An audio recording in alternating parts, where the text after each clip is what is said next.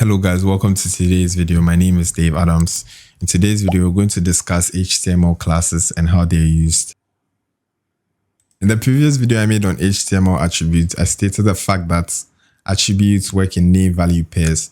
Now a class is an example of an attribute and it allows you to give a name or a class to an element. So that's the first statement we have here, where it says a class is an attribute that allows you to specify a class for an HTML element. Multiple elements can share the same class. The analogy that can describe HTML classes is one where we have identical twins in a particular classroom. They may have certain features that are common to both of them, such as the surname, the skin color, and all that. So HTML classes are basically used for multiple elements when you want these multiple elements to have similar features. The class attribute is often used to point to a class name in a style sheet. When it comes to CSS, you need to be able to reference an element with something. That's where classes and IDs come in. I'll treat IDs in the next video, but classes allow you to reference certain elements in CSS so you're able to style them.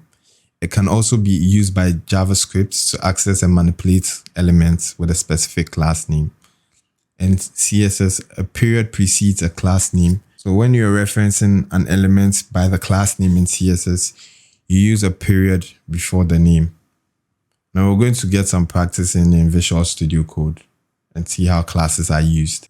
The first thing I want to do is to clear the text from the previous video and change the title to HTML classes. So earlier I stated the fact that HTML classes are preceded by a period. There's this shortcut in Visual Studio Code that allows you to create classes without typing them manually or going the long way. So let's say I want to create an H3 element with a class of red. I use a period and then the class name, and then it just creates the element for me. I'm going to see an example text. I'm going to replicate this heading 2 more times and make this last one black or blue. I'm going to replicate CSS in this.